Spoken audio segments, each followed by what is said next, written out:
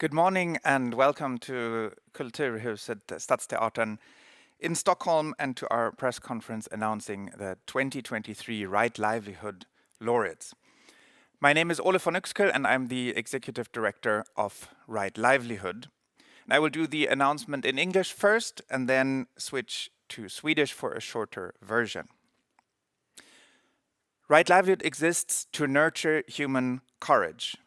We honor some of the world's leading change makers who dare to build a world based on the principles of peace, justice, and sustainability, and we encourage everyone to realize their own important roles in creating better societies. Anyone in the world can submit nominations for the Right Livelihood Award, and this year our international jury considered 170 nominees from 68 countries. So here's who the jury has chosen as recipients of the 2023 Right Livelihood Award. Eunice Brookman Amisa from Ghana receives this year's honorary award for pioneering discussions on women's reproductive rights in Africa, paving the way for liberalized abortion laws and improved safe abortion access. The organization Mother Nature Cambodia is honored by the jury for their fearless and engaging activism to preserve Cambodia's natural environment in the context of a highly restricted democratic space. The international organization SOS Mediterranean receives the award for its life-saving humanitarian search and rescue operations in the Mediterranean Sea. And Phyllis Omido from Kenya is recognized for her groundbreaking struggle to secure land and environmental rights for local communities while advancing the field of environmental law. The 2023 Right Livelihood Laureates stand up to save lives, preserve nature, and safeguard the dignity and livelihoods of communities around the world. They bear witness to untold suffering, and they demand a livable future for all. With their concrete and courageous work, the laureates fight for people's right to health, the right to safety, to a clean environment, and to democracy. In doing so, they demonstrate to all of us what can and indeed what has to be done to build a world based on justice, peace, and sustainability. From today on, the new laureates will be part of the Right Livelihood Network, now consisting of 194 change makers from 76 countries.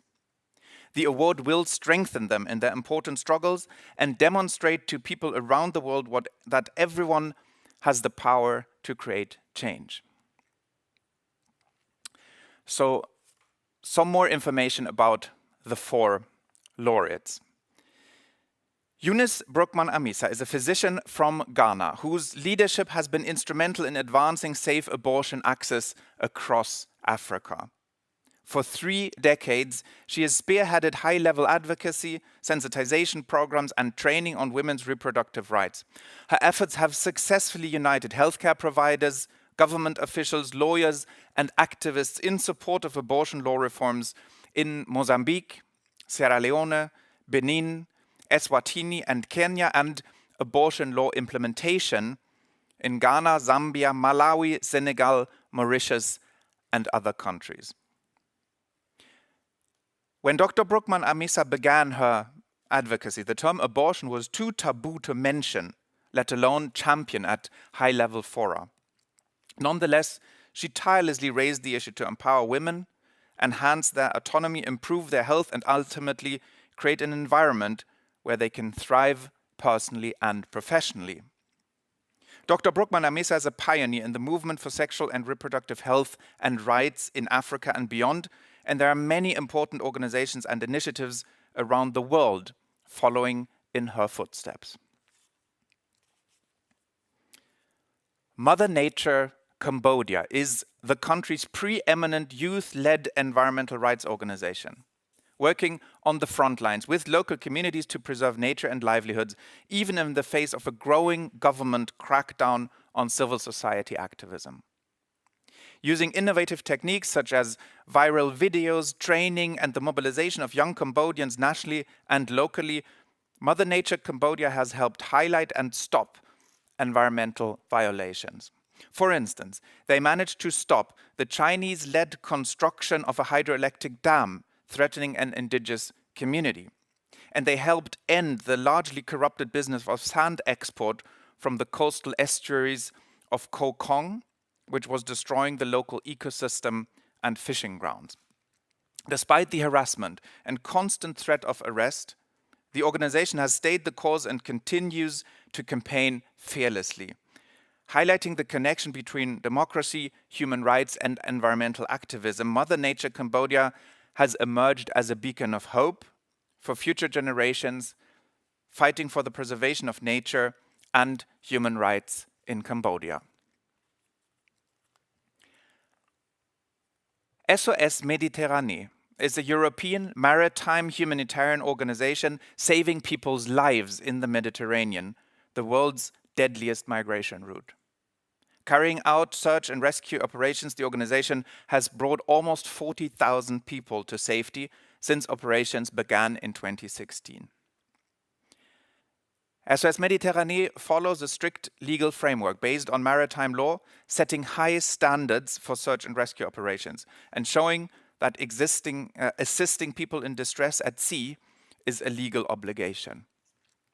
The organization was founded by citizens from different European countries in May 2015 in response to the loss of lives in the Mediterranean and the European Union's inability and unwillingness to effectively address this issue.